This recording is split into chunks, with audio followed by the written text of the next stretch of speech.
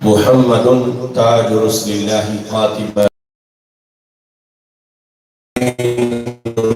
نبوت کا جان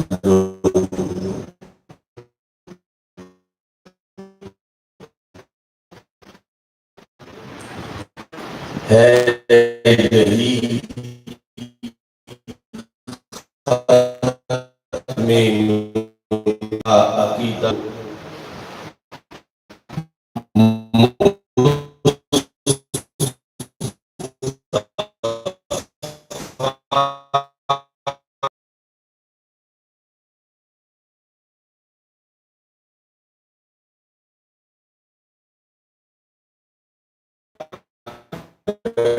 کی ہے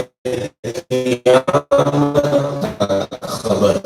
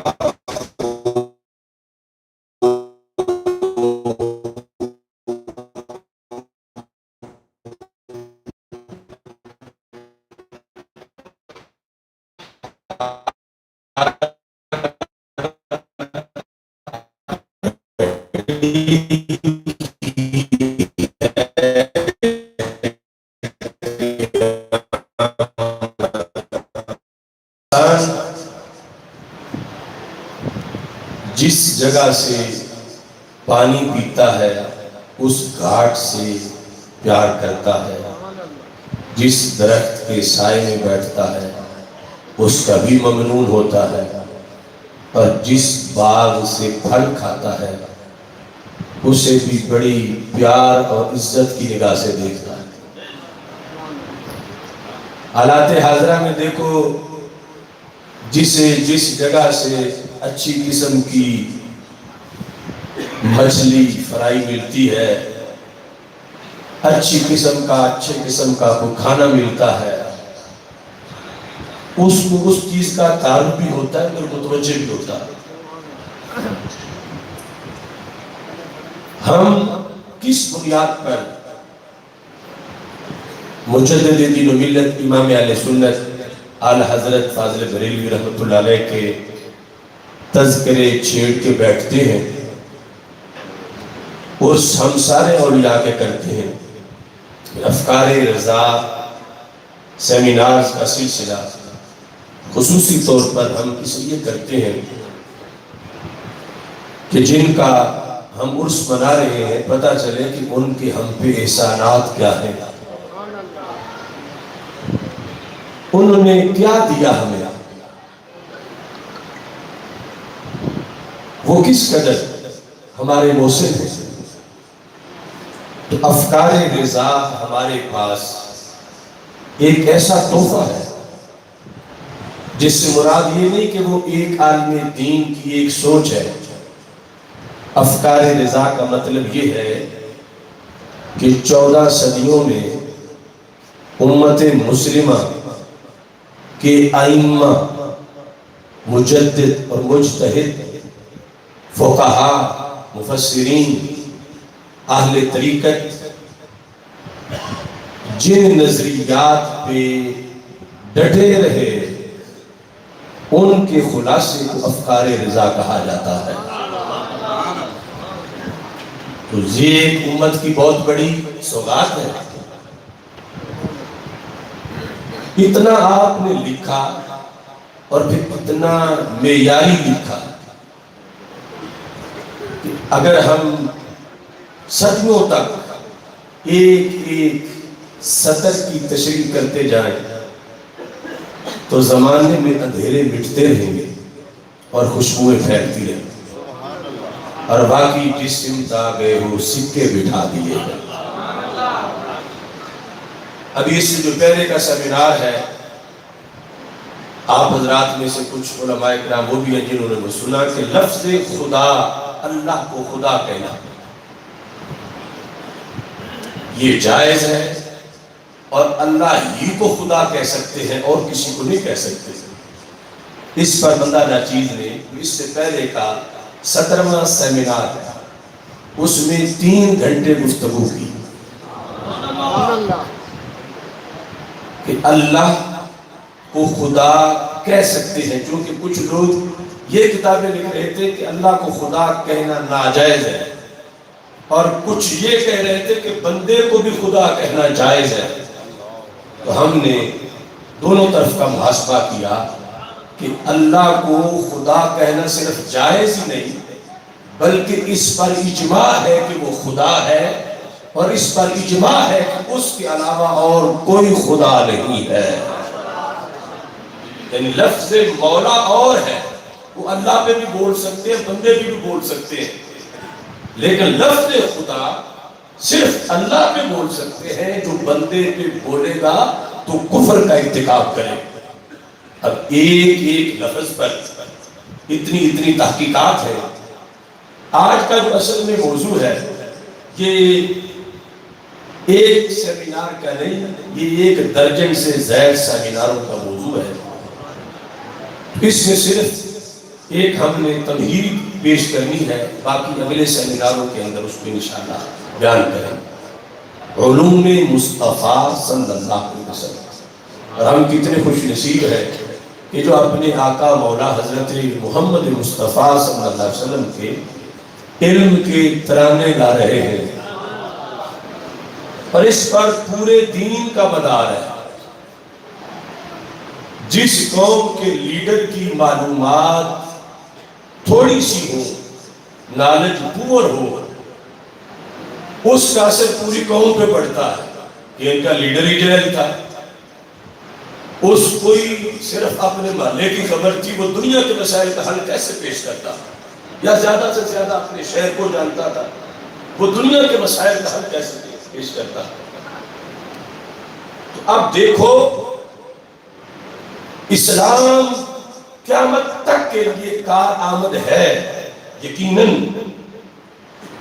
اس کا مدار اس پر ہے کہ جنہوں نے اسلام دیا ان کا علم کتنا تھا۔ یعنی آج یورپ میں ایسے کالم لکھے گئے کہ اسلام باز اللہ کارآمد نہیں رہا۔ کس بیس پہ؟ انہوں نے کہا اس لیے کہ روزانہ حالات بدل رہے ہیں، روزانہ بدل رہے ہیں، اور نئی تحقیقات آ رہی ہیں۔ تو 14 صدیاں پہلے جو تھیوری پیش کی گئی تھی، اب اتنا زمانہ گزر گیا، طریقے نئے آ گئے سفر کے، رہن سہن کے لیے اور قسم کے مکانات بنانے شروع کر دیے گئے، زمانے کے رسم و رواج بدل گئے، اور جنہوں نے یہ دین دیا تھا بقول ان کے، وہ 4 دیواری میں بیٹھ کر اس وقت کے حالات کے مطابق زندگی کا ایک لائف کوڈ عطا کر رہے تھے۔ چلو اس وقت وہ ٹھیک تھا، مگر اب 14 صدیاں گزر گئیں، جنہیں معاذ ان کے بقول آج کا پتہ ہی نہیں تھا، تو پھر وہ آج کے لیے کلہ عمل کیسے دے سکتے؟ لہٰذا وہ کمینے کہنے لگے چونکہ تمہارے رسول صلی اللہ علیہ وسلم کو نہ کل کی خبر تھی، نہ پرسوں کی، نہ دیوار کے پیچھے تھی، تو 14 صدیوں کے بعد کا کوئی کامیاب راہ عمل وہ کیسے دے سکتے؟ تو معاذ اللہ کہنے لگے پھر اب کسی نئے دین کی ضرورت ہے، اب کسی نئے رہبر کی ضرورت ہے۔ یہ مسلمانوں کو بھٹکانے کے لیے اسلام کی ڈیٹ ایکسپائر بتانے کے لیے سہارا کس کا لے رہے ہیں کہ بانی اسلام حضرت محمد مصطفیٰ صلی اللہ علیہ وسلم کے علوم چونکہ اتنے وسیع نہیں تھے کہ ہر زمانے کی انسان کی ضرورتیں ان کے سامنے ہوتی، اور اس کے مطابق اس کو زندگی بسر کرنے کا طریقہ دیتے، اس بنیاد پر معاذاللہ یہ پھر کامیاب ترین طریقہ نہیں ہو سکتا، چونکہ ادھر علم تھوڑا تھا۔ ہم کیا کہتے ہیں کہ ہمارا دین قیامت تک ہر انسان کی ضرورت پوری کرتا ہے، ہر انسان کو خوشحالی دیتا ہے، ہر انسان کو روشنی دیتا ہے، اور یہی حقیقت میں انسان کی رہنمائی کر سکتا ہے، اور کوئی ضابطہ حیات ہے ہی نہیں۔ اور صرف قیامت تک ہی نہیں، ہمارے آقا علیہ السلام کو تو قیامت کے بعد بھی سب کچھ علم تھا، اور یہ تو بات ہی پہلے کی ہو رہی ہے۔ اب ایک تیسری پارٹی ہے، چلو یہ تو ہم آمنے سامنے ہو گئے، ادھر ہے یہود نصارہ، ادھر ہے ہم۔ یہ ہوتا ہے کہ جب کسی کے اندر سے بھی اپنا حامی مل جائے۔ اب انڈیا سے ہمارا مقابلہ ہو، اگر پاکستان کے اندر سے ان کو سپورٹر مل جائے، جس طرح کچھ ناہنجار بلوچ بنے یا پختون، تو اب ان کو بڑی آسانی ہو جاتی ہے کہ جب اندر سے کوئی بندہ قوم کے اندر سے مل جائے کسی کا ایجنٹ، اس سے بڑا مسئلہ خراب ہوتا ہے۔ تو مستشرقین اورینٹلسٹ، یہود نصارہ کو مسلمانوں کے اندر سے ایک کمپنی مل گئی جن کا نعرہ ہو بہو یہ تھا۔ نتیجہ جدا جدا ہے۔ ان کا نتیجہ یہ ہے کہ معاذاللہ اسلام اب کافی نہیں رہا، کوئی اور مذہب اختیار کرو۔ وجہ کیا ہے کہ اللہ کے نبی علیہ السلام کو کل کی خبر ہی نہیں تھی، آج کا پتہ ہی نہیں تھا، دیوار کے پیچھے کی پتہ ہی نہیں تھا، اور اندر سے جو ان کو ایجنٹ ملے اگر وہ یہ بات کرتے کہ اسلام کی ضرورت نہیں رہی تو پھر مسلمان ان کو ویسے ہی بار بار کے اپنے دیش سے نکال دیتے، اپنی مسجدوں کے ممبروں پہ نہ بیٹھنے دیتے۔ انہوں نے رزلٹ نعرہ یہ رکھا توحید کا، کہ توحید تب پوری ہوتی ہے کہ جب بات یہ کرو کہ نبی کو تو دیوار کے پیچھے کی بھی خبر نہیں تھی، انہیں کل کا بھی پتہ نہیں تھا۔ اللہ کی توحید کو سامنے رکھ کر بات وہی کر رہے ہیں جو یہودی کر رہے ہیں، بات وہی کر رہے ہیں جو نصرانی کر رہے ہیں، نعرہ ان کا نعرہ ان کا ایک ہی ہے۔ وہ بھی کہتے ہیں پیغمبر کو کل تک خبر نہیں تھی، دیوار کے پیچھے کا پتہ نہیں تھا، تو آج کے لیے لاہ عمل وہ کیسے دے سکتے تھے؟ یہ بھی کہتے ہیں کہ ان کو کل کی خبر نہیں تھی، دیوار کے پیچھے کا بھی پتہ نہیں تھا۔ تو معاذ اللہ دونوں کی بات ایک ہو گئی، اور اوپر یہ اس کو رنگ دیتے ہیں کہ ہم توحید بیان کر رہے ہیں، اور وہ اعلانیہ کہتے ہیں کہ ہم اسلام کا اعلان کر رہے ہیں۔ معاذ اللہ کہ اسلام قیامت تک کے لیے کافی نہیں، کسی اور مذہب کی طرف چلو۔ میری اس بات کی سمجھ آئی ہے آپ لوگوں کو؟ میں کسی پر الزام تو نہیں لگا رہا، کیا یہ تقریر پاکستان میں نہیں کرتا ہے ایک فرقہ کہ نبی کو تو کل کی خبر نہیں، ان کو تو دیوار کے پیچھے کا پتہ نہیں؟ یہی تقریر خاکے بنانے والوں کے مواد میں بھی ہے، اس رزلٹ کے لیے کہ اسلام کو چھوڑ دو، چونکہ اسلام دینے والی ذات کا معاذ اللہ تھوڑا سا تھا ان کے بقول۔ اب جب صرف مقابلہ ان سے ہوتا تو کوئی خطرہ نہیں تھا اتنا۔ تم کہتے ہو وہ یہودی ہے، یہودیوں والی بات کر رہا ہے، نصرانی ہے، نصرانیوں والی بات کر رہا ہے، اور تم ڈٹ جاتے ہر کسان، ہر مزدور، ہر ان پڑھ بھی کہ دیکھو یہ ہندو کہہ رہا ہے، یہ سکھ کہہ رہا ہے، یہ یہودی کہہ رہا ہے، یہ نصرانی کہہ رہا ہے۔ لیکن جب تمہارے محلے کی مسجد کا خطیب جمعے پہ کہہ رہا ہو وہی بات، اب بہت مشکل ہے۔ اب مقابلہ آگے سے آئے گا، یہ تو میرے فلاں کا بھائی ہے، فلاں کا استاد ہے، یہ تو مولوی صاحب ساری نسل ہماری کے استاد ہے، ان کی تو اتنی کتابیں ہیں۔ اس وجہ امام احمد رضا کو میں محسن کہہ رہا ہوں کہ جب پتہ نہیں چل رہا تھا اپنا کون ہے بیگانہ کون ہے، دوست دشمن کون ہے، رہبر کون ہے اور رہزن کون ہے جس نے رہزن کے چہرے سے پردہ ہٹا کے ننگا کر کے دکھایا، اس کو امام محمد رضا بریلوی کہا جاتا ہے۔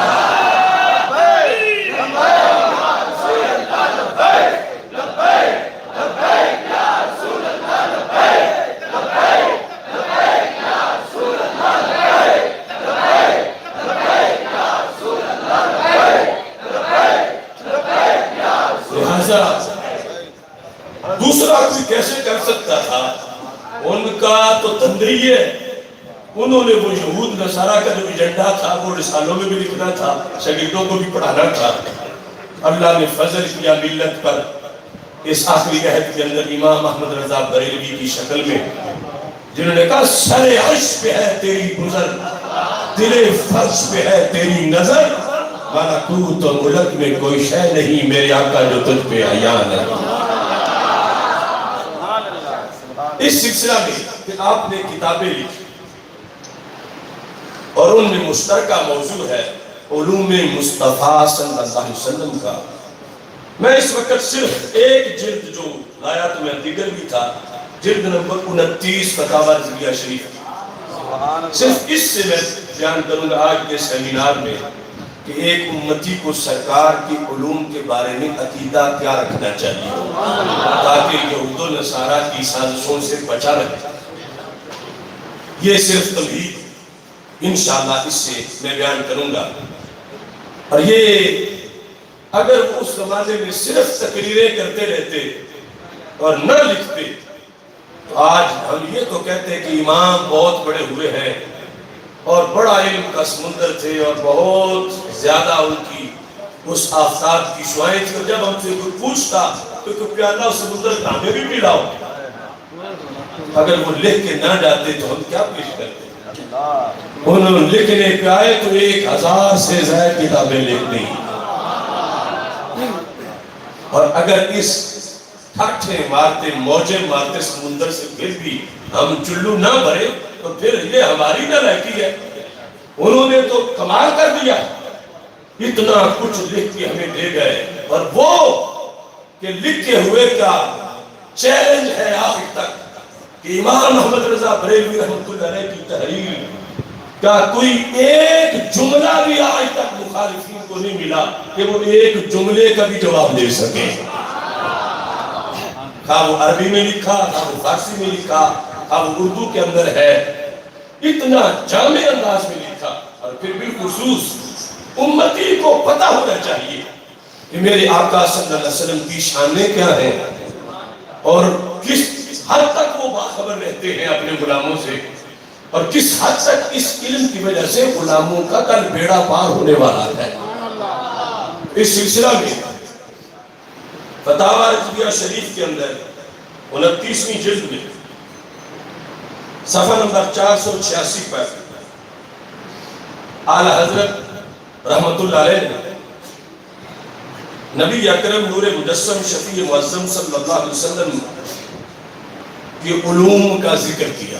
اب میں ایک لفظ پڑھوں گا، آپ نے سمجھتے جانا ہے اور اپنی اولادوں کو بھی پکوانا ہے کہ ہم جن کی امتی ہیں ان کو رب نے کتنا نوازا ہے،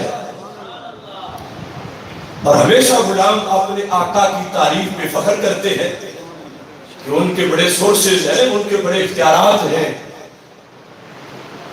تو کہتے ہیں کہ اللہ تعالیٰ نے اپنے حبیب اکرم صلی اللہ علیہ وسلم کو تمامی اولین و آخرین کا علم عطا فرمایا۔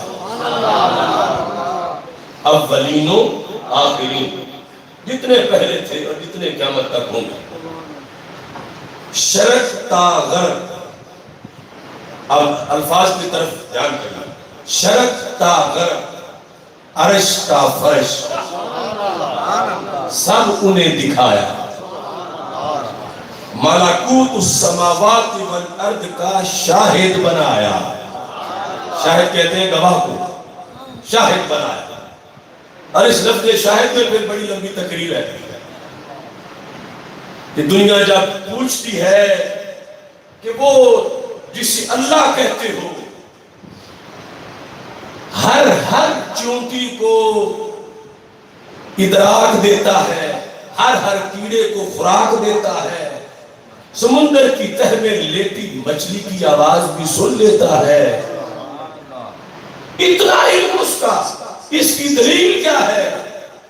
تو اللہ تعالیٰ نے فرمایا یا ایھا النبی انا ارسلناک شاہدا، اے پیغمبر تم میرے گواہ ہو، جو میرا علم دیکھنا چاہتا ہے وہ آ کے آپ کا علم دیکھ لے۔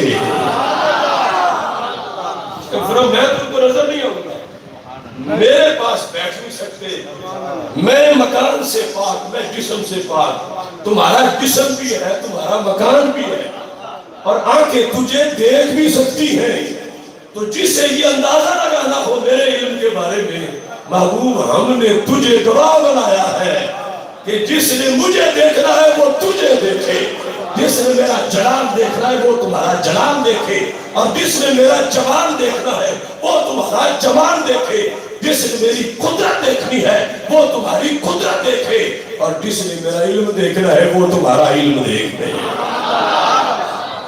اس سے تو پتا چلا کہ سرکار کی علم اگر ہم مانیں جو مانتے ہیں، اس سے تو عقیدہ توحید مضبوط ہوگا۔ یعنی علوم مصطفیٰ صلی اللہ علیہ وسلم توحید کی کوئی اپوزیشن نہیں ہے کہ سرکار کی علم مانے تو رب کے علم میں کوئی کمی آئے باز اللہ، یا ادھر کوئی فرق آ جائے، نہیں، یہ تو پتا چلے گا کہ جن کی شاہد اور گواہ کا اتنا علم ہے اس ذات کا اپنا کتنا علم ہوگا۔ اب اس بنیاد پر آل حضرت فاضل بریلوی رحمۃ اللہ علیہ کا ایک لفظ سنو، فرمایا کہ ملکوت السماوات والارض کا شاہد بنایا، روز اول سے روز آخر تک سب ما کان و ما یکون انہیں بتایا۔ ایک ہے دکھانا، ایک ہے بتانا، یہ دو جدا سورسز ہیں علم کے، جو کہ 5 سینسز حواس خمسہ، ان میں سے ہر ذریعے سے علم آتا ہے۔ فرمایا ہر شاید دکھائی بھی ہے اور ہر شاید بتائی بھی ہے، کیونکہ کچھ چیزیں ہوتی ایسی ہیں جو مری نہیں ہوتی، ان کا علم بتانے سے آتا ہے۔ تو سرکار فرماتے ہیں رب نے دکھانے میں بھی کوئی کسر نہیں چھوڑی اور رب نے بتانے میں بھی کوئی کسر نہیں چھوڑی۔ اور ساتھ ہی یہ ارشاد فرمایا اشیاء مذکورہ سے کوئی ذرہ حضور صلی اللہ علیہ وسلم کی علم سے باہر نہ رہا۔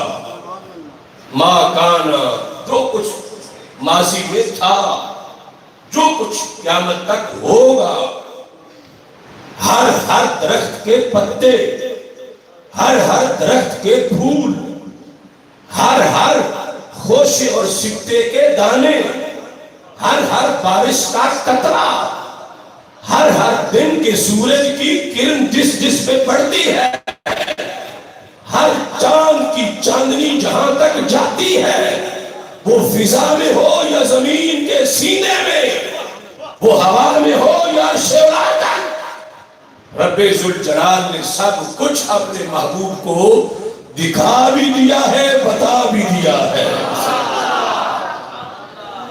اب اس میں اعلی حضرت فاضل بریلوی رحمۃ اللہ علیہ نے اس حقیقت کو واضح کرتے ہوئے یہ لفظ بھی استعمال کیے، علم عظیم حبیب کریم علیہ افضل الصلوات والتسلیم ان سب کو محیط ہوا۔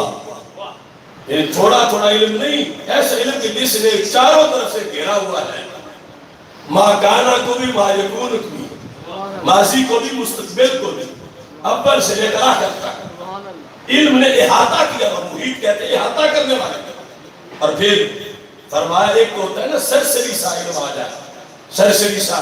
ہمارے استاد بندیالوی صاحب رحمۃ اللہ علیہ مثال دیتے تھے کہ جس طرح ایک شخص لاہور مینار پاکستان پہ چڑھ جائے اور اوپر سے پورے لاہور کو دیکھے، اس کو لاہور سارا نظر آئے گا، لیکن اسے مثال کے طور پر جو 10 منزلہ ہوٹل نظر آیا ہے، اسے یہ نہیں نظر آئے گا کہ اس ہوٹل کے تہ خانے میں نیچے کیا ہے، اور اس تہ خانے کے اندر جو صندوق ہے، اس صندوق کے اندر جو بریف کیس ہے، اس بریف کیس کے اندر جو بٹوا ہے اس کے اندر کیا ہے؟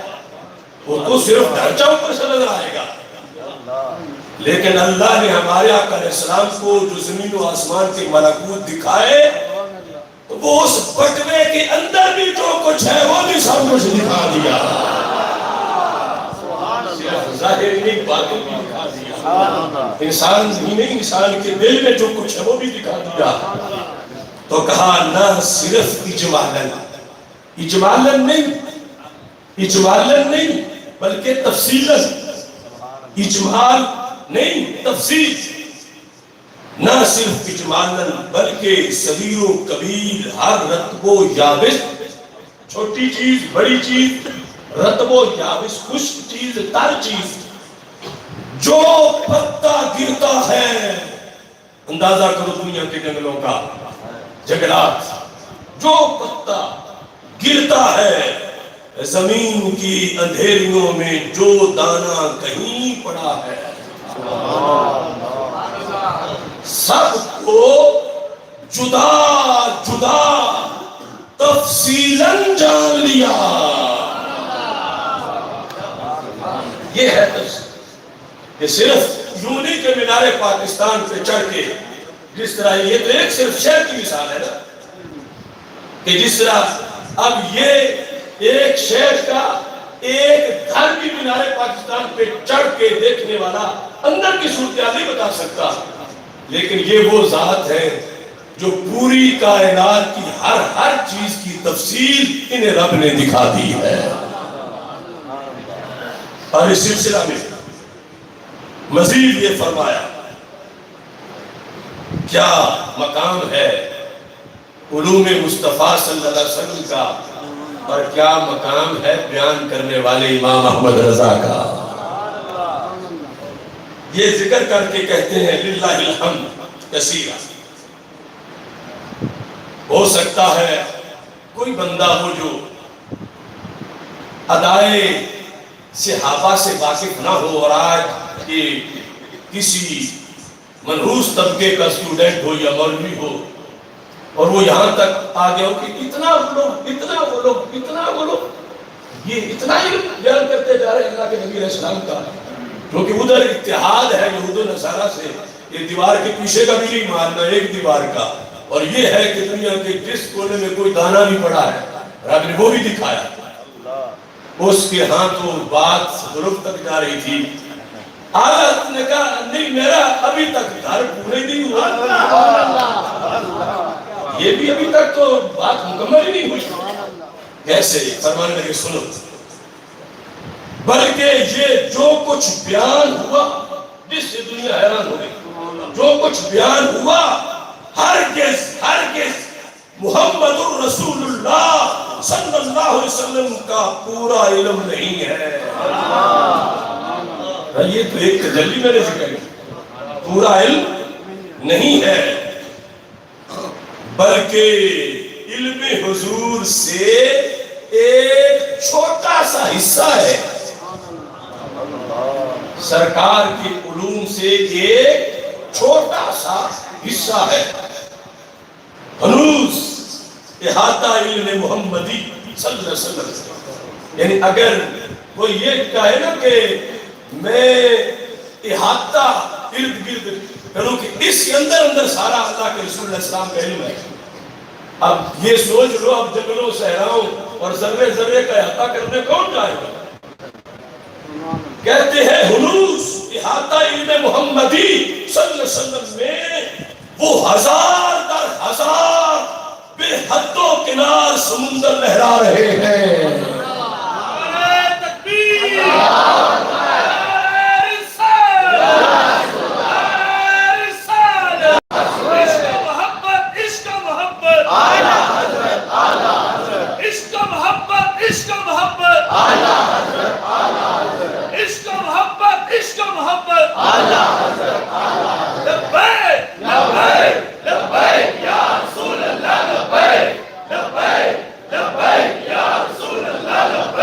اب دیکھیے یہ صرف تمہید میں جہاں سے گفتگو شروع کرنی ہے، یہ تقریباً جو 12 سیمینار صرف اس موضوع پہ ہوں گے، اس کی تمہید میں آپ کے سامنے ذکر کر رہا ہوں۔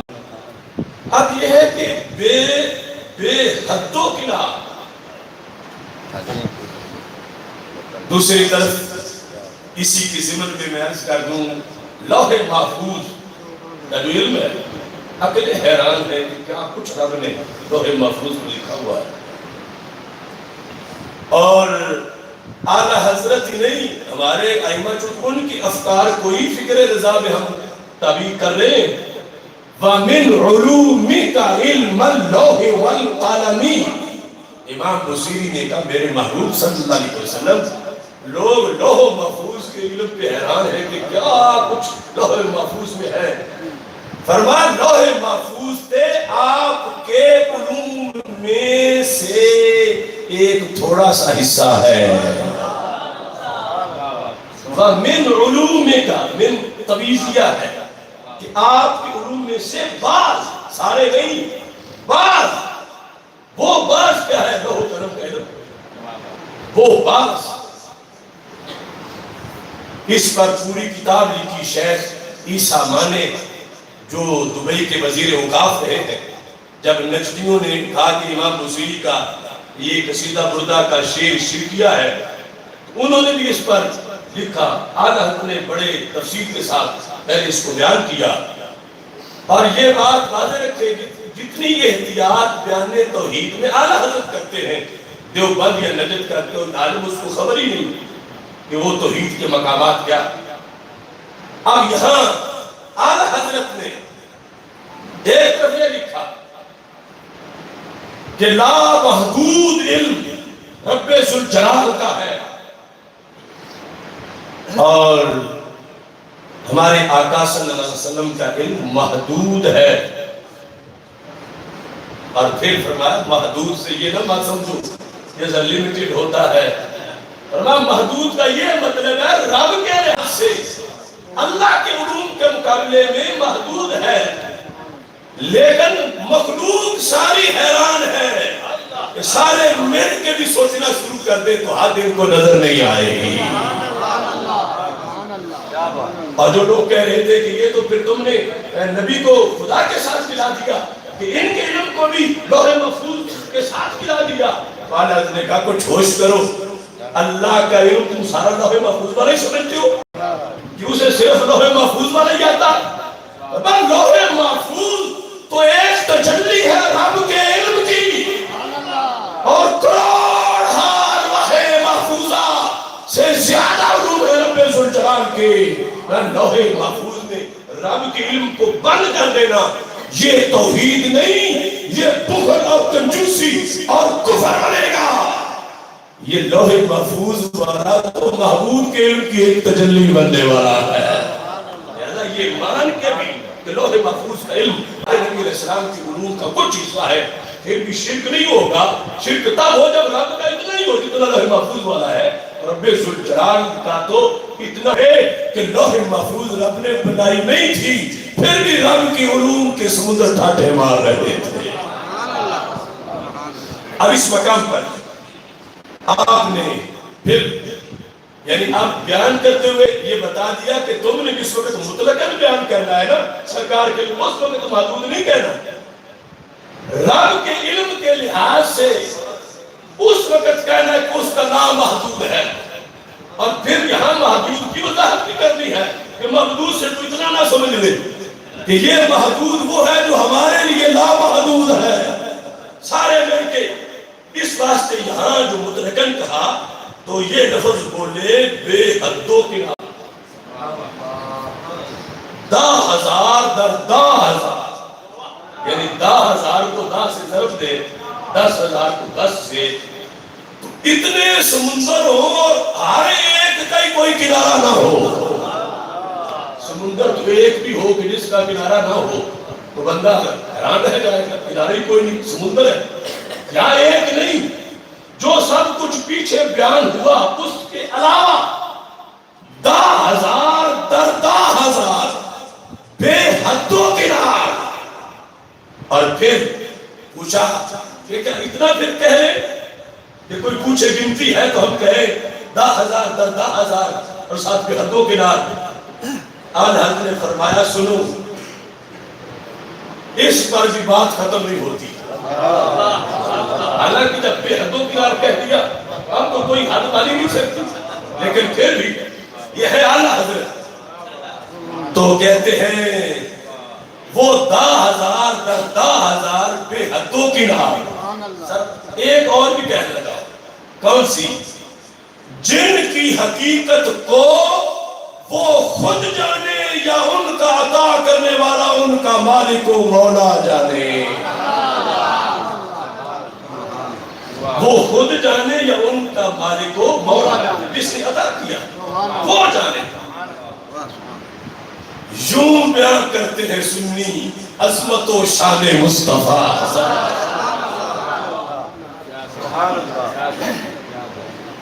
یہ وجہ ہے کہ میں کہہ رہا ہوں کہ ان کی تو ایک ایک لائن میں سجود گزارا ہو سکتا اور دماغوں کے زنگ اتر جاتے ہیں، عقائد جستہ ہو جاتے ہیں.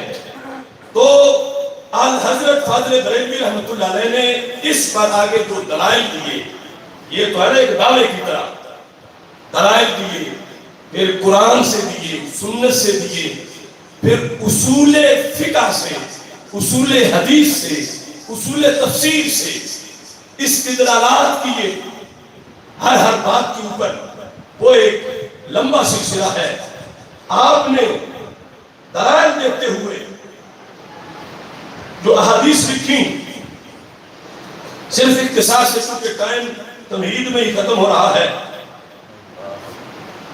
صحیح بخاری صحیح مسلم دونوں سے حدیث شریف درج کی، وہ بھی اب صرف میں متن اور ترجمہ ہی پیش کر سکوں گا، اس کے نکات مشکل ہے، ٹائم میں گنجائش نہیں. حضرت حذیفہ بن یمان رضی اللہ تعالیٰ عنہ کہتے ہیں، صحابہ میں سے حضرت حذیفہ بن یمان رضی اللہ تعالیٰ عنہ، ان کی سپیشلائزیشن یہ ہے کہ یہ سرکار کے علم غیب کی ایک جھلک ہے، اور ٹائٹل ان کا ہے صاحب سر رسول اللہ صلی اللہ علیہ وسلم، کہ وہ صحابی جنہیں سرکار نے اپنے راز کی باتوں کا سپیشلسٹ بنایا. چھپی باتیں اتنی کہ وہ شخص جس کو امت کا محدث کہا جاتا ہے، صاحب الہام سب سے بڑا فاروق اعظم رضی اللہ تعالیٰ عنہ، کتنا علم ہوگا ان کا.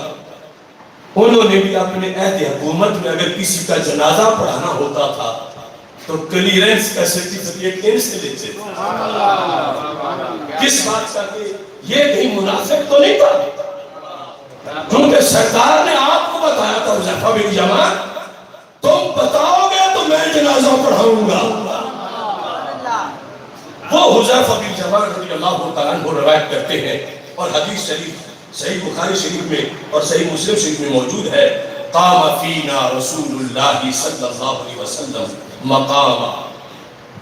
پوری اعلان نبوت کے بعد کی 23 سالہ زندگی کا منظر کیا بیان ہو، یہ صرف ایک نشست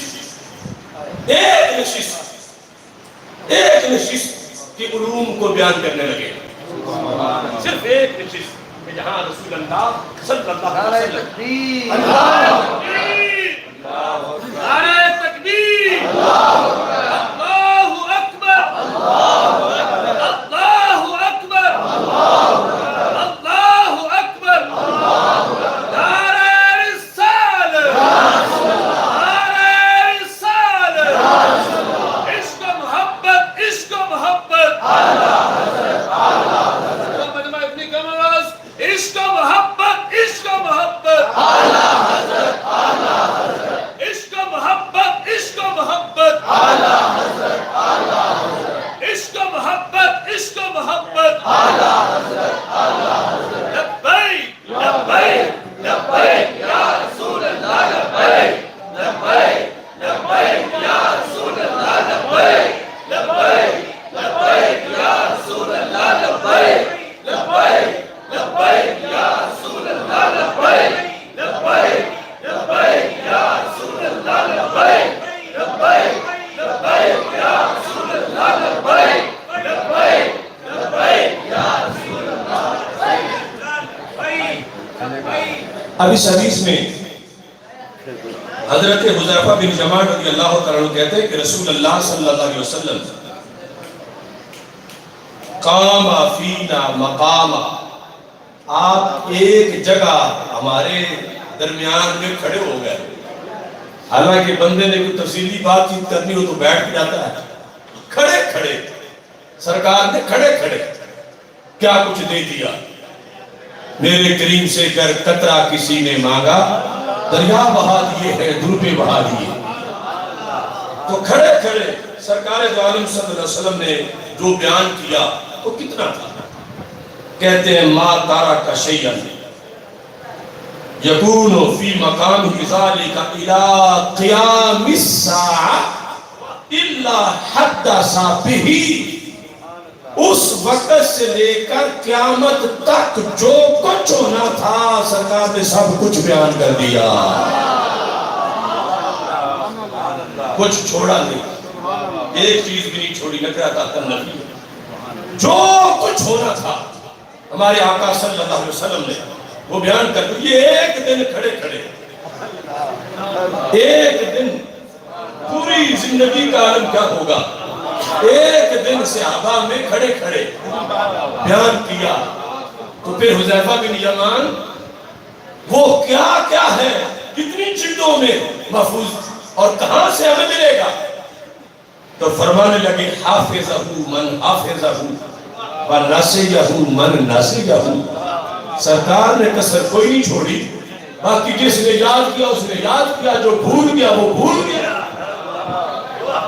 لیکن بات سرکار کی پوچھے گا کوئی تو بتاؤ، انہوں نے کھڑے کھڑے اتنا بیان کیا تو 23 سال میں کتنا بیان کیا ہوگا.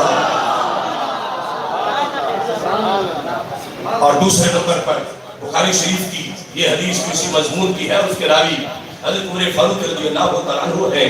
وہ کہتے ہیں قام فینا النبی صلی اللہ علیہ وسلم.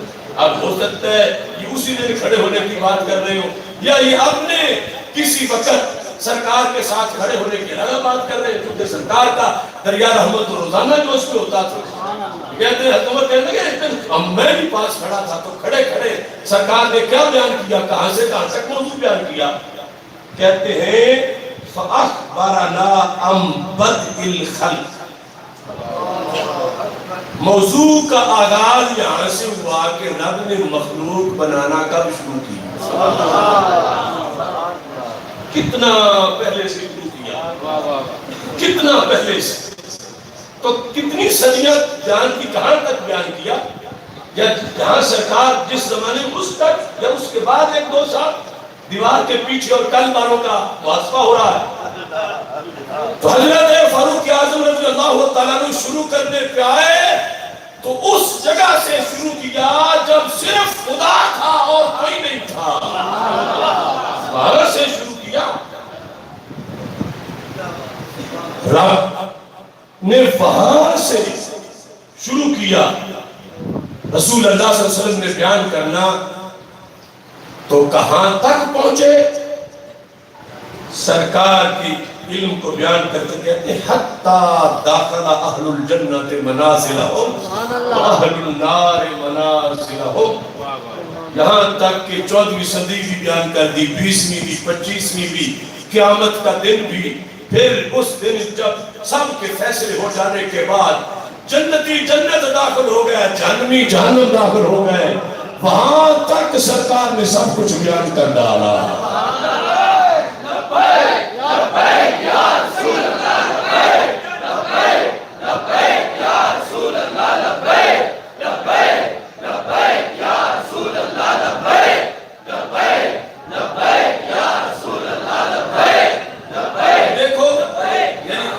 اسلام کی حقانیت بیان کرنی ہو تو عقیدہ کون سا چاہیے.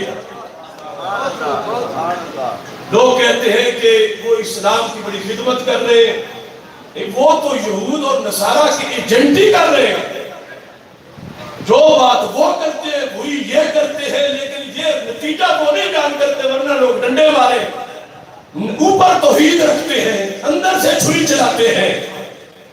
اور ان کے مقابلے میں اورینٹلسٹ کے مقابلے میں ہم اسلام کی نمائندگی کرتے ہیں۔ جس ذات کا اتنا علم ہو، ماکانوں کو بھی جانے، مالکون کو بھی جانے، اگر ایسی کوئی تمہارے پاس ہے تو پیش کرو، اسلام کے مقابلے میں پھر کوئی نہیں بات کرو۔ جب اور کوئی ایسا ہے ہی نہیں، پھر ان کا یہ آخری دین ہے، اور وہی کامل دین ہے، اور وہی ہمیشہ کے لیے دین ہے۔ اب اس میں موضوع شروع کہاں ہوا؟ کہاں سے؟ بد الخلق۔ ابر رسل واقع غیب نہیں، دیدے سامنے سب کچھ بنایا گیا، وہاں سے لے کر کہاں تک۔ اب جب یہ بات ہوئی تو پھر اے امیر المومنین عمر فاروق، یہ کہاں لکھا ہوا اتنا مل جائے گا؟ فرما حافظہ من حافظہ وناسیہ من ناسیہ۔ سرکار نے تو کمی نہیں چھوڑی، باقی جس کو جتنا یاد رہا یاد رہا، جو بھول گیا، لیکن جس کے شاگردوں کو کچھ بھول گیا ہو، کچھ یاد رہا ہو، یہ تو نہیں کہ پھر استاد کے علم کا انکار کر دیا جائے۔ انہوں نے تو سب کچھ بتایا تھا۔ حضرت فاروق اعظم رضی اللہ تعالیٰ عنہ کی یہ گواہی لکھی حضرت امام محمد رضا فاضل بریلوی رحمۃ اللہ علیہ تھے، جس کو ابن کثیر نے بھی لکھا کہ جب ہمارے آقا علیہ السلام کا وصال ہوا، اس میں یہ چیز بھی پیش نظر رکھو کہ یہ لوگ دوسرے طبقے کے ہیں، ہم پہ بڑا احسان کریں ہمیں خوش کرنے کے لیے، تو کہتے ہیں ہم بھی تو اللہ کے حبیب حضرت محمد مصطفیٰ صلی اللہ علیہ وسلم کا علم بڑا وسیع مانتے ہیں، بہت وسیع مانتے ہیں۔ روزے کے بارے میں علم، نماز کے بارے میں علم، حج کے بارے میں علم، زکوٰۃ کے بارے میں علم، حلال کے بارے میں علم، حرام کے بارے میں علم، کتنا ظاہر کے بارے میں، باطن کے بارے میں، یہ یعنی دین کے جو ظاہر باطن کے مسائل ہیں، بڑا علم ہم بھی مانتے ہیں۔ تو ہم جب کہتے ہیں کہ چپے چپے کا علم، ذرے ذرے کا علم، وہ پیمانہ جب اٹھا کے سامنے کرتے ہیں امام احمد رضا والا، وہ آگے سے کہتے ہیں یہ کوئی نبوت کے لیے ضروری تو نہیں ہے، یہ ضروری ہے کہ پتے پتے کا علم ہو، یہ کوئی شان ہے کہ ذرے ذرے کا علم ہو، نبی کے لیے یہ کوئی چیزیں ضروری ہیں جو تم بیان کرتے ہو فضائل میں۔ تو اب اگلی حدیث اس کو بھی پیش نظر آپ نے رکھنا ہے کہ ذرے ذرے کی علم کی نبی کو کتنی ضرورت ہے، اور جانتے ہیں تو ان کی کتنی بڑی شان ہے۔ ہمارے استاد علامہ عطا محمد بندیالوی رحمۃ اللہ علیہ فرما کرتے تھے کہ ہمارے آقا علیہ السلام کی تبلیغ کا جو اثر ہوا کہ 23 سالوں میں جنگ تھل ہو گئی، اور ادھر 950 سال تبلیغ رب کے پیغمبر کی، تو پڑھنے والے کلمہ صرف 50 یا چند محدود، اور ادھر شرق و غرب تک فیض اتنا کیوں تھا؟ فرمایا ان کا علم سب سے زیادہ تھا، ان کو اتنی دلیلیں آتی تھی رب کی توحید کی کہ ہر ذرے سے خدا کا ایک ہونا ثابت کر لیتے تھے۔ اب یہاں تک بات دوسرے بھی کریں گے، لیکن جب یہ کہیں کہ نبی آخر الزمان صلی اللہ علیہ وسلم کی یہ شان ہے کہ وہ ہر ذرے سے خدا کا ایک ہونا ثابت کر سکتے ہیں، تو ذرے ذرے کا علم مانیں گے تو پھر ثابت کر سکیں گے۔ ذرے ذرے سے توحید کی دلیل تب دیں جب ذرے ذرے کا پتہ ہو، اس ذرے ذرے میں کیا کمال ہے جو بولے گا خدا ایک ہے۔ ففی کل ذرہ لہو شاہد یدل علی انہ واحد۔ یہ اگر ہر ذرے کو پڑھ کے بیان کرنے والی آنکھ ہے تو وہ سید المرسلین حضرت محمد مصطفیٰ علیہ السلام کی آنکھ۔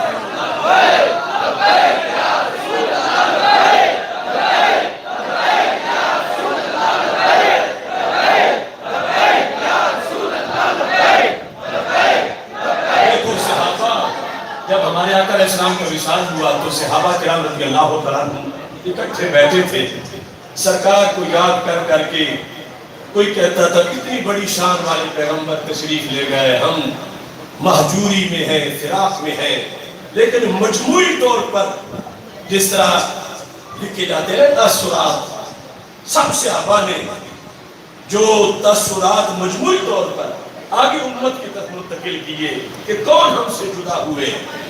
کہتے ترکنا رسول اللہ صلی اللہ علیہ وسلم، ہمیں چھوڑ گئے اللہ کے پیارے محبوب حضرت محمد مصطفیٰ صلی اللہ علیہ وسلم. یہ حضرت ابو ذر غفاری رضی اللہ تعالیٰ عنہ سے راوی ہے. اور ترکنا یہ صحابہ بیٹھے ہیں اور اس وقت بات ہو رہی ہے جمع، ہمیں اللہ کے رسول علیہ السلام چھوڑ کے چلے گئے. کون رسول، ان کا تعارف کیا ہے؟ اے نہ دیکھنے والوں ہم سے پوچھو کون چھوڑ کے چلے گئے؟ کہتے وما طائر یطلب جناحیہ فی الہوا الا وہو یذکر لنا علما منہ. اگر دنیا کے کسی کونے میں کوئی پرندہ اڑنے کے لیے پر بھی کھولتا تھا وہ اس کی خبر بھی ہمیں دے دیتے تھے.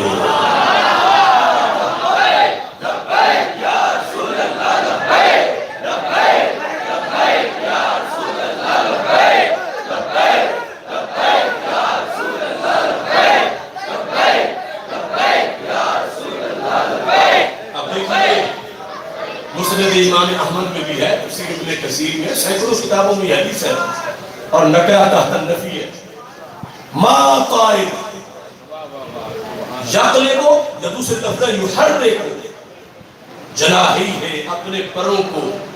جو پرندہ بھی، ابھی بندے کی بات نہیں ہو رہی، پرندے کی بات ہو رہی ہے. کہاں؟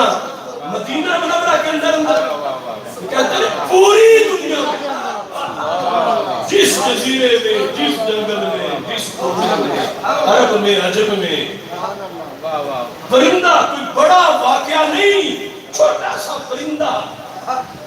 چھوٹا سا پرندہ کیا کرے؟ اڑنے کے لیے جب پر ہلائے تو سرکار یہ بھی ہمیں بتا دیتے تھے. تو جو پوری دنیا میں پرندے کو جانے تو بندے کو کیسے نہ جانے؟ اب پتہ چلا یہ فقط ہمارے یہ پیغمبر ہے تو ان باغیوں دیوبندیوں کے بارے میں تو شان بنتی کوئی نہیں.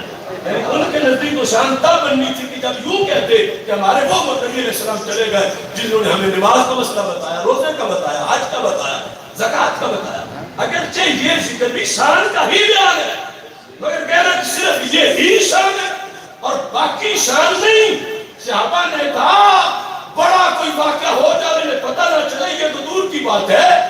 چھوٹا سا پرندہ اڑے، اب پتوں کی میں کوئی پرندہ اڑے تو کبھی میڈیا پہ خبر آئی ہے کہ آج پرندہ اڑ گیا کہ ہر وقت اڑ رہے ہیں. چھوٹی سی بات ہے، وہ تو اڑنے گیا پرندے نے، اڑنے والا ہی ہوتا. لیکن سرکار کا جو آئینہ نبوت ہے اس میں اس چیز کی بھی بڑی ویلیو ہے کہ دنیا کے کونے میں پرندہ اڑا ہے تو جو پرندوں کے لیے رب نے جنہیں رحمت بنایا ہے اس نے دیکھ لیا ہے بیچارے کو بھوک لگی ہے تو اس کے لیے داروں کا بندوبست کر دیا جائے.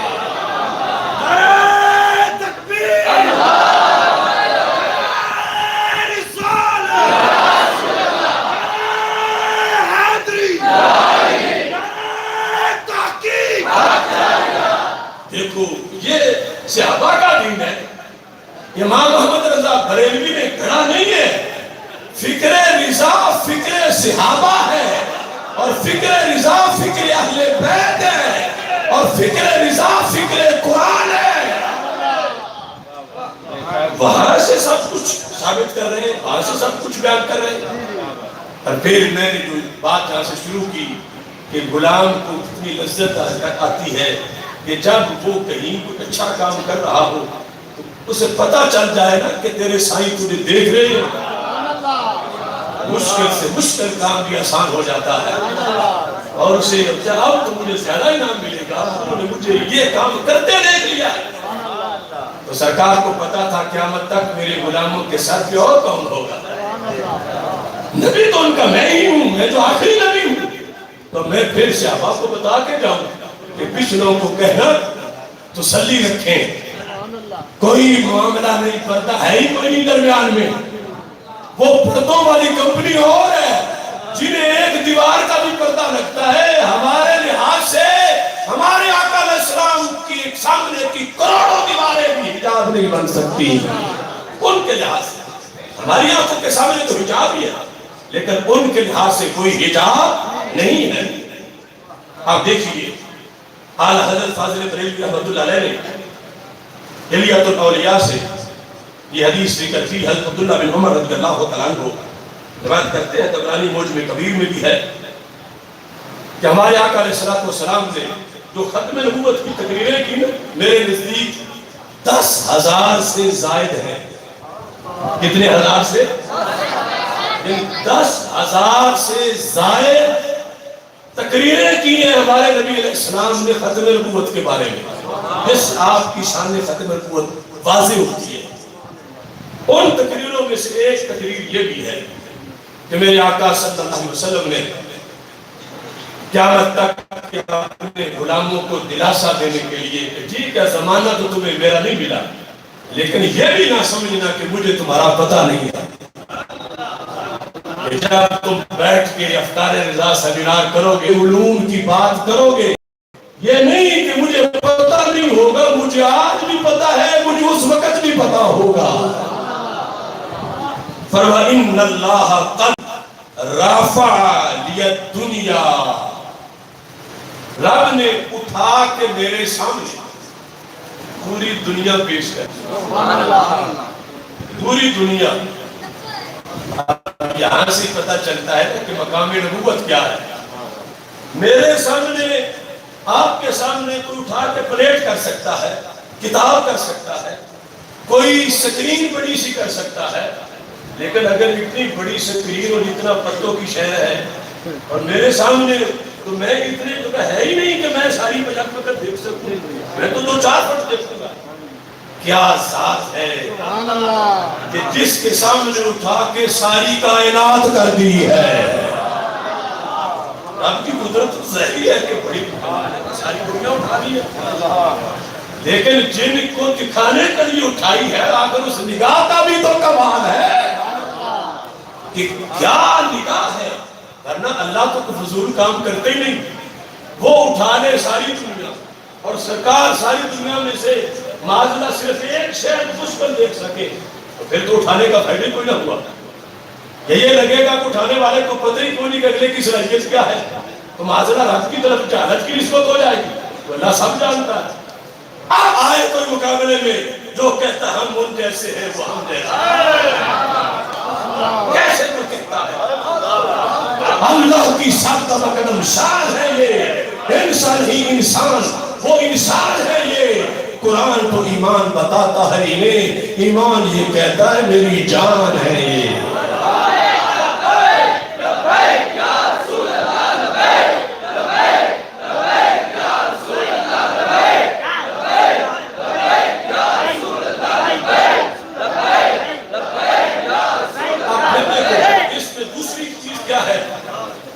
اگر مثال کے طور پر وہ مشکل بھج جیسا کوئی 1 ایکڑ بھی مشکل ہوگا, اس سے کم کوئی چوڑی چادر سامنے کرے جس کو ہم دیکھ سکیں, یا چلو 10 ایکڑ تک کی یا 25, اس وقت جو اس پر ہے ہمیں اس کا پتہ چلے گا.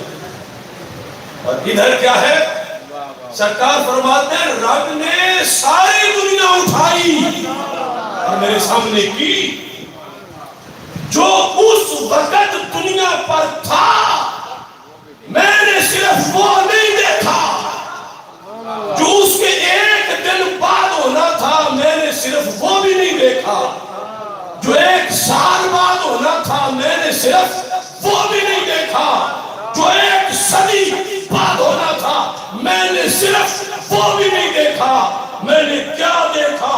فرما فانا انظر الیہا وَإِلَىٰ مَا هُوَ قَائِمٌ فِيهَا إِلَىٰ يَوْمِ الْقِيَامَةِ.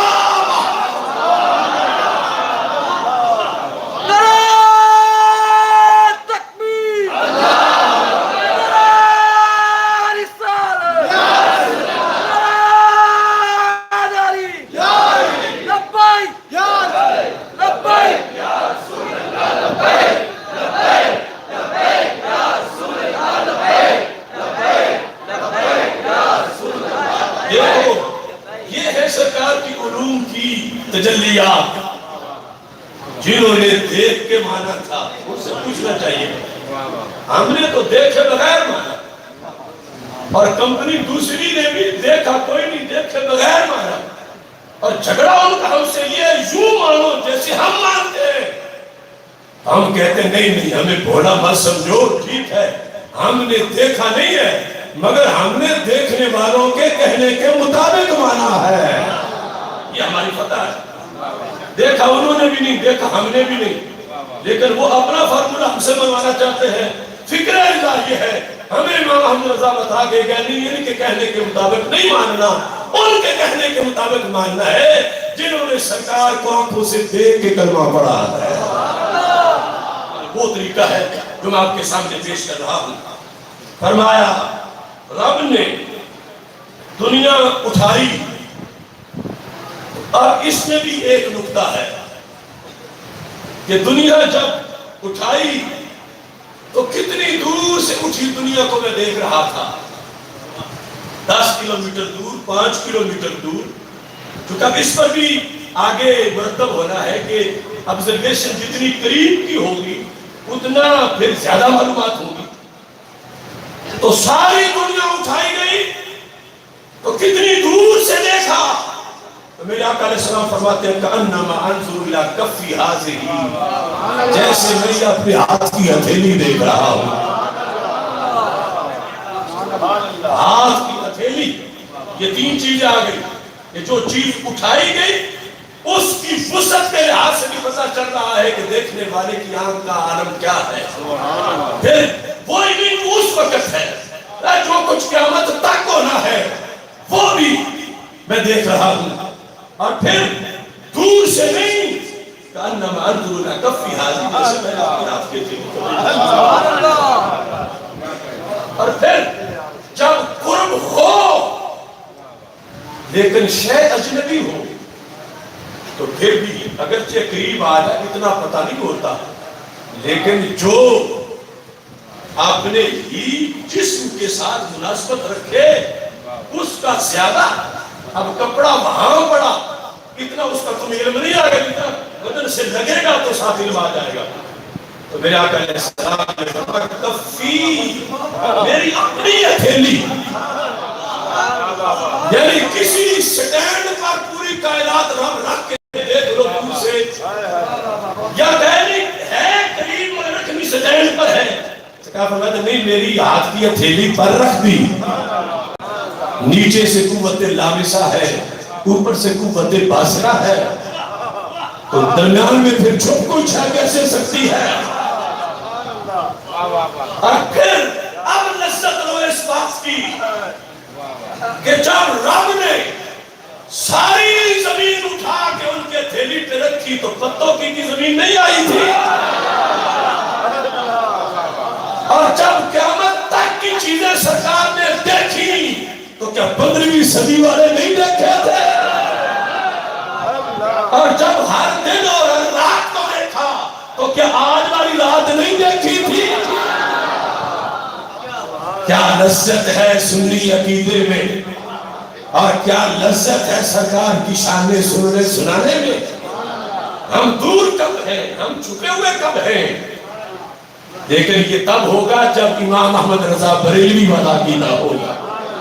دوسرے تو یہود نصارہ والی باتیں کر رہے ہیں. اب ان باتوں کے سامنے اگر وہ اورینٹلسٹ اپنا کوئی کھڑا کرے نظریہ کوئی ایسا طوفان پر بچے اڑا دے گا کہ تمہارا بھی کوئی نظریہ ہے کہ جو اسلام اس لیے کافی نہیں تمہیں پتا کوئی نہیں تھا. یہ دلائل کہیں گے کہ تم کروڑ بار جنم لے کے آ جاؤ آج بھی تمہیں آج کا اتنا پتا نہیں ہے جتنا ان کو اس وقت آج کا پتا تھا.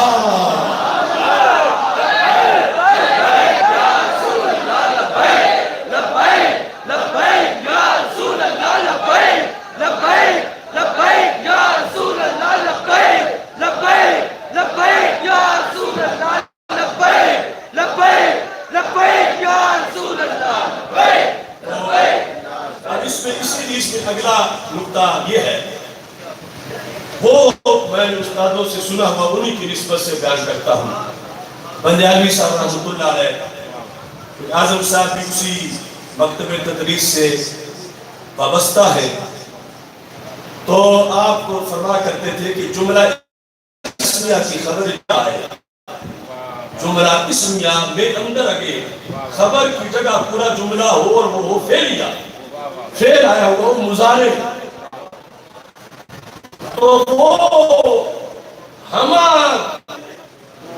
ہر گھڑی کے ادراک پر دلالت کرتا ہے۔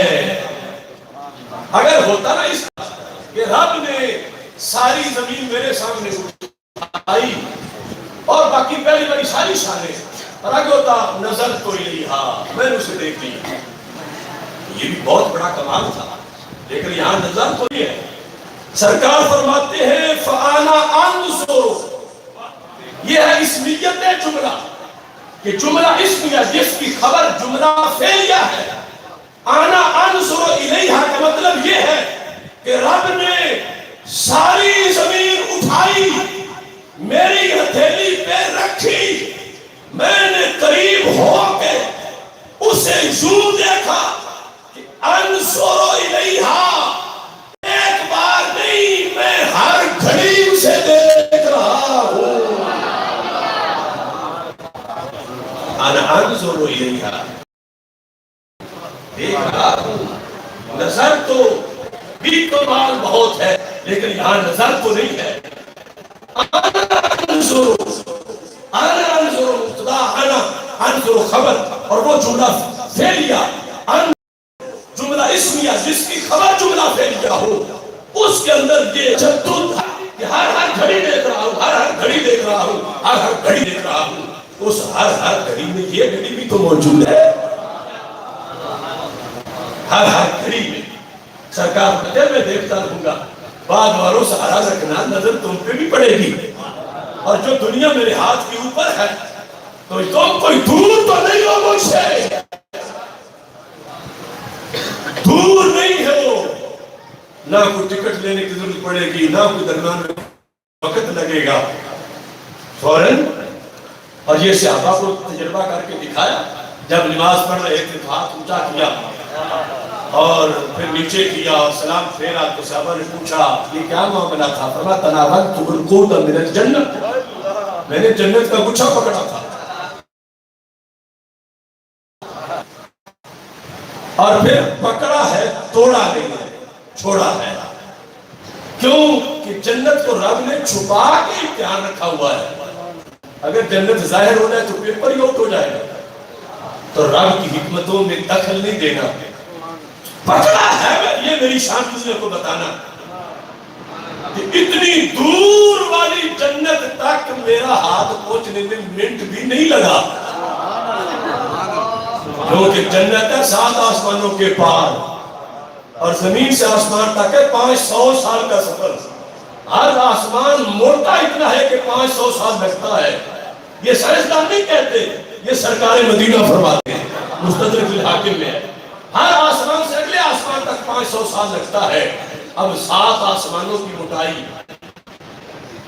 اور درمیان والا خلا وہ موٹائی، زمین سے آسمان، پھر اوپر جنت، 7 آسمانوں کے پار، تو جس ہاتھ کو اتنے ہزار سال دور گچھے تک پہنچنے میں منٹ لگے، مدینہ منورہ سے پتوں کی آنے میں کتنی دیر لگے گی؟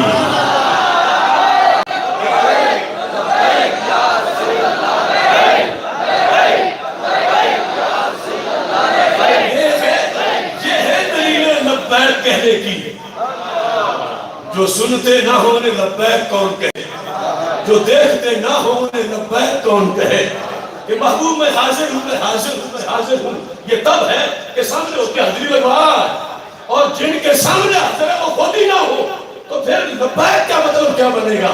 اس واسطے ہر کسی کا عقیدہ فوٹ نہیں کرتا کہ وہ نعرہ لگائے، یہ کرتا ہے تو داتا کے دیوانوں کا عقیدہ یہ کرتا ہے۔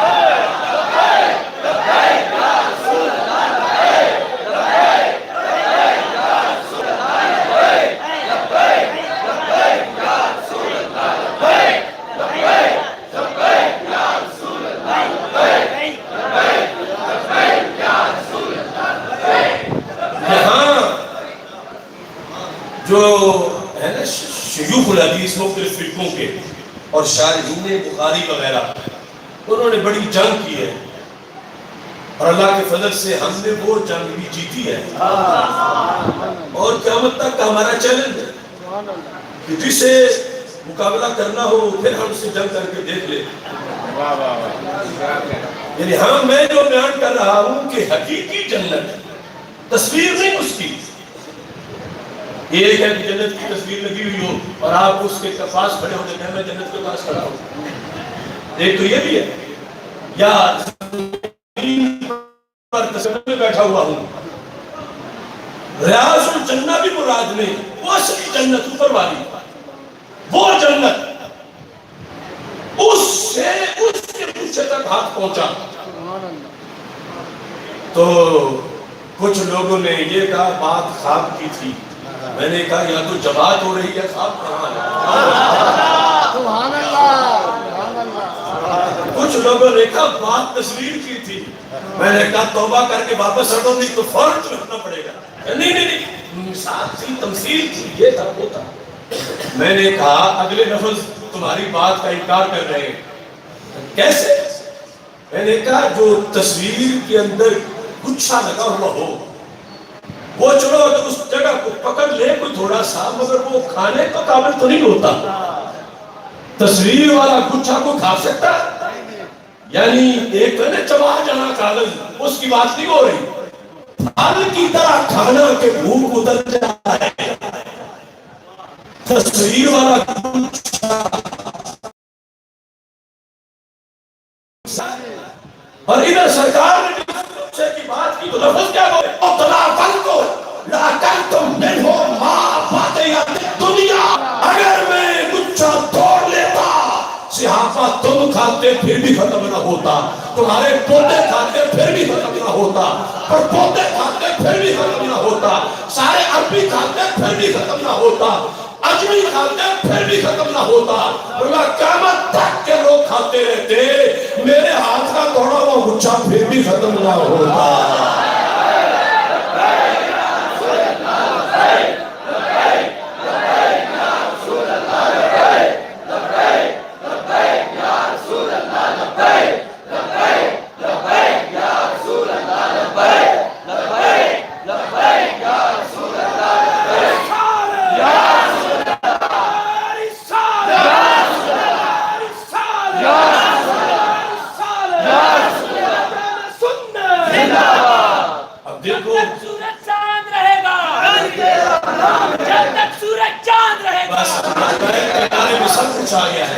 آپ اس کو دیکھئے، میں نے جو ارادہ کیا تھا جتنی تقریر کا، اب اس کے بھی تھوڑا سا حصہ میں پیش کر سکا ہوں، خود آگے بھی اجتماع ہے۔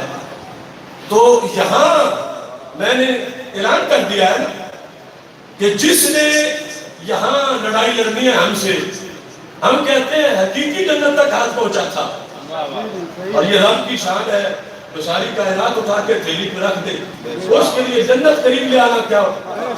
اور یہ کمال تو پھر سرکار کا ہے کہ جن کے در پہ جنت حاضری دینے آ جائے، یا پھر ہاتھ وہاں تک پہنچے، ہر جہت میں کمال ہے۔ اور جو کہتا نہیں یہ تصویر تھی تو اگلے لفظوں کا جواب دے، خدا کی قسم سورج مغرب سے طلوع ہو سکتا ہے، امام احمد رضا بریلوی کے اس چھوٹے سے مرید کی دلیل کا جواب کوئی نہیں دے سکتا۔ یہ ہے اہل سنت کا عقیدہ، یہ ہے ہمارا نظریہ، اور یہ ہم نے اس لیے شروع کیا افکار رضا کا سلسلہ کہ قوم یہی نہ سمجھے کہ مصطفیٰ جان رحمت پہ لاکھوں سلام جس امام نے لکھا ان کا یہی کام ہے، حالانکہ وہ کام بھی چھوٹا نہیں ہے، وہ بھی لذت اور بیٹھنی چاک ہوتی ہے، اور پوری دنیا میں جہاں مسلمان ہے وہاں امام احمد رضا بریلوی کا سلام ہے جو سرکار کی ذات کو پیش کیا جاتا ہے۔ لیکن انہوں نے کتنے سمندر کتنے ہمیں عطا کیے، اور یہ ہے دن منانے کا تعلق کہ ہمیں پتہ چلے تو ان کا احسان کیا تھا، انہوں نے کیا کیا ہے ہمارے لیے، ملت میں ان کا احسان کیا ہے۔ احسان یہ ہے کہ جب لوٹ مار کرنے والا قبضہ گروپ پوری امت کے بیچ دینا چاہتا تھا، امام احمد رضا اس مرد کا نام ہے جو ڈنڈا لے کے کھڑا ہو گیا اور اس نے سارے قبضہ گروپ ڈنڈے مار کے ہٹا کے امت کی لائن مدینے کے ساتھ کلیئر کر ڈالی.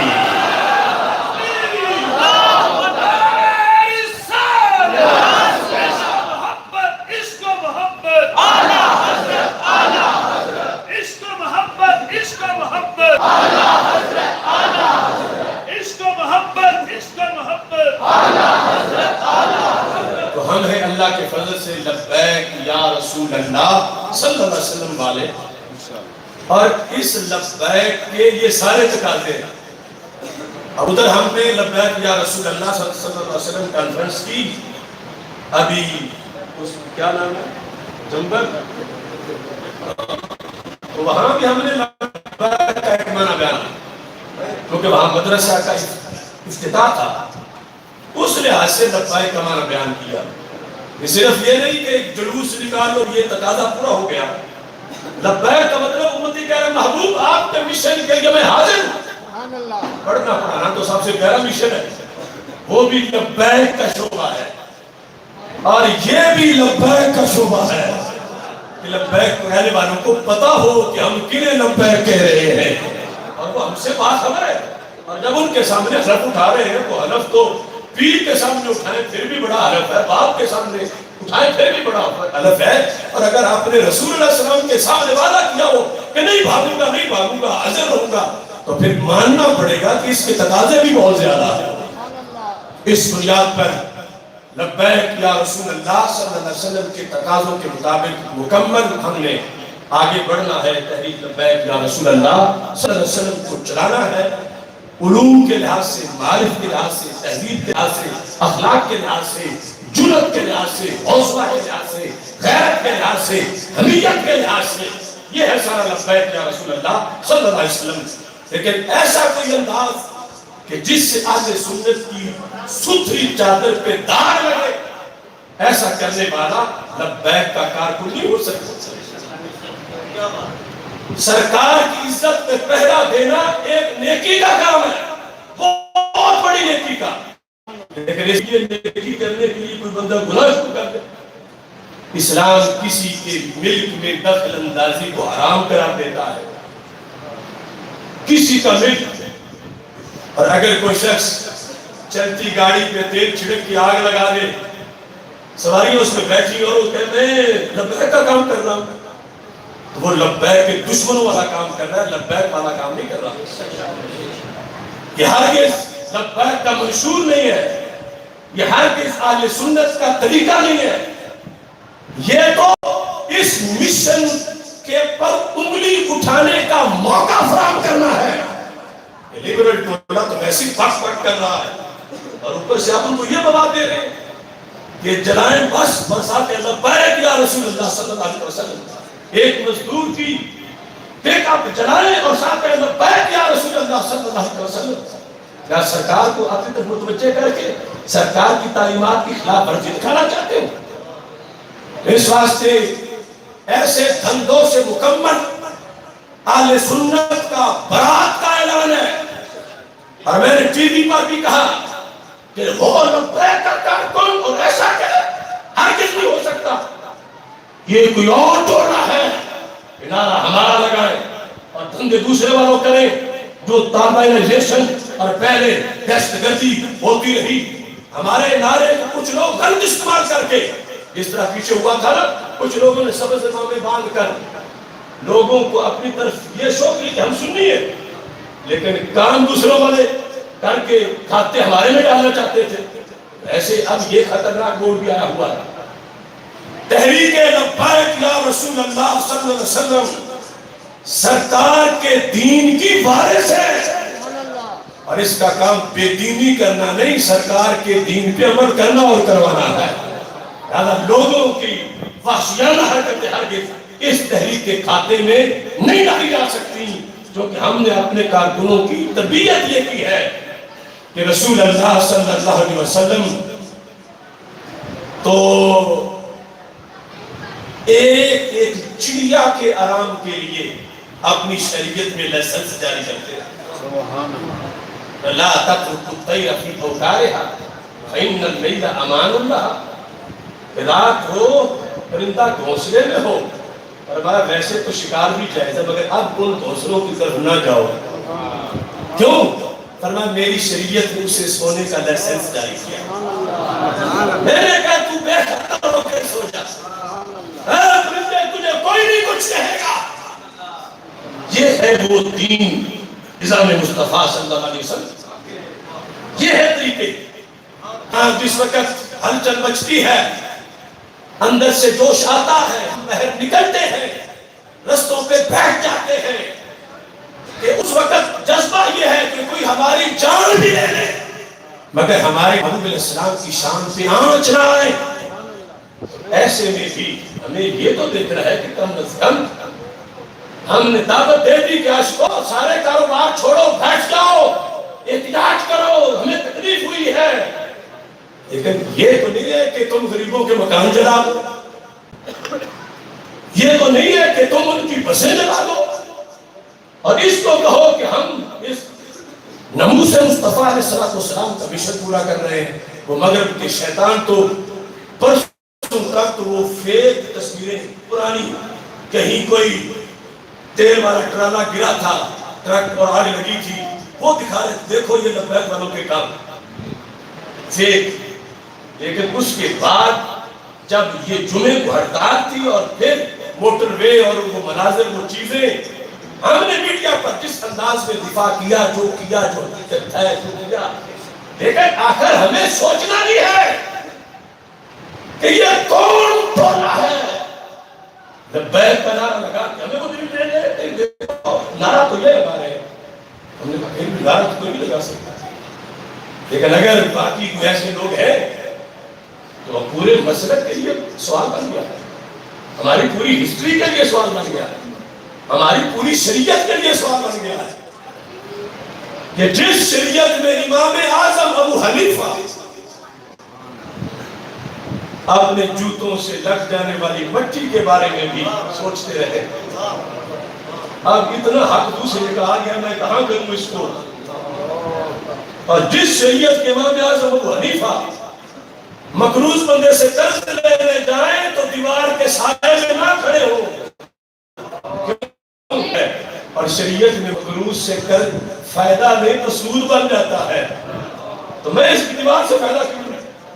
ہم تو ان کی نسل ہیں، ہم ان کی مسلک پر ہیں، اس واسطے ان ساری چیزوں کو پیش نظر رکھنا ہے، اور حالات حاضرہ میں ویسٹ کے گماشتوں پر اپنے صبر سے، استقامت سے، جرأت سے، اپنے دین پر پہرا دیتے ہوئے بہادری سے جس کا جرم ہے اسے پکڑنا ہے اور اس سے بات کرنی ہے۔ اب حضرت عمیر جب گئے تھے اسماء بنت مروان کو مارنے کے لیے، توجہ کرنا، بات میں آگے دوسری جگہ سے پہنچنا ہے، تو نابینا بندہ تو معذور ہے، ہمیں چاہا پہلے تو یہ کہہ سکتے تھے کہ اگر کسی نے توہین کر دیا تو میں پھر کیا کر سکتا ہوں، آنکھوں والے کچھ کریں میں تو نہیں نابینا۔ دوسرا یہ کہہ سکتے تھے سرکار بھائی بدر میں مجھے حکم فرمائے گے تو کچھ کروں گا، ابھی تو حکم ہی نہیں فرمایا، لیکن اندر والا ایمان کہہ رہا تھا کہ توہین محبوب کی ہو تو پھر تمہیں اجازتیں ان سے مانگو، نہیں نکل جاؤ گھر سے۔ اب ہے نابینا تو محلے وقوع گھر کا پوچھ کے چلے گئے۔ اب آگے دو رستے ہیں، ایک ہے دہشت گردی والا اور دوسرا ہے جہاد والا۔ دہشت گردی والا یہ ہے، اور دہشت گردی والا صرف بزدلی والا ہوتا ہے۔ دہشت گردی اور بزدلی یہ ہے کہ جس گھر میں وہ اسماء بنت مروان ہے، تلوار لے کے داخل ہو جاؤ، سامنے جو بھی اس کو مارو، نظر ویسے کچھ نہیں آتا۔ اور دوسرا کیا ہے کہ ٹھیک ہے کافر دوسرے بھی ہے لیکن جرم تو فلاں نے کیا، مگر اگر صرف اس کو ہی مارے تو پھر چانسز زیادہ ہی ہیں کہ خود پکڑے جاؤ گے، کیونکہ پہچاننا کیسے ہے؟ بلا کے، اور بلانا ہے جب تو اس کے تو بالغ بیٹے بھی پاس ہوئے ہوئے ہیں، گھر کے افراد میں جاگ آ جائے گی کہ یہ کون ہمارے گھر بول رہا ہے، تو تلوار دیکھیں گے نبینا کے ہاتھ میں تو وہ تو پہلے نبینے کو شہید کر دیں گے، صحابی نے کہا بزدلی مجھ سے نہیں ہوتی، میں نبی کے دین پہ آنچ نہیں آنے دوں گا، جان میری جاتی ہے چلی جائے، میں نے یہ نہیں کہنے دینا کسی کو کہ محمد کے ساتھ صلی اللہ علیہ وسلم وہ راتوں میں گھروں میں جاتے ہیں اور لوگوں کو چھریاں مار دیتے ہیں، میں نے صرف اسے مارنا ہے جس نے میرے پیغمبر کو گالی دی۔ حالانکہ دیکھو کتنا مشکل تھا مسئلہ، اور سب چارپائیوں پہ ایک ایک چھری مار دینا آسان تھا، لیکن انہوں نے کہا نہیں، میں نے دہشت گردی نہیں کرنی، میں نے جہاد کرنا ہے۔ سبحان اللہ۔ بلایا اس کو، وہ بولی، صورتحال یہ تھی کہ وہ بچے کو دودھ پلا رہی تھی۔ اس عاشق نے پھر بھی یہ فرق کیا کہ بچے کا تو کوئی نہیں، اس نے بچہ پکڑ کے سائڈ سے رکھا، پھر تلوار رکھ کے اس کے دو ٹکڑے کر دیے۔ پھر صبح پہنچے تو سرکار مسجد نبوی شریف میں جماعت فجر کرا رہے تھے، سلام پھیرا، اقتلت اسماء بنت مروان، عمیر کو اسماء کو قتل کرائے ہو؟ یہ خوش ہوئے کہ جن کے لیے نکلا تھا سرکار کی توجہ بھی میری طرف ہی تھی۔ اللہ تعالی ہم سب کو ناموس مصطفیٰ علیہ السلام کے لیے بھرپور کردار ادا کرنے کی توفیق عطا فرمائے۔ دعوانا الحمدللہ رب العالمین۔ سلام، نماز، جو بھی پروگرام ہے آگے وہ جاری رہے۔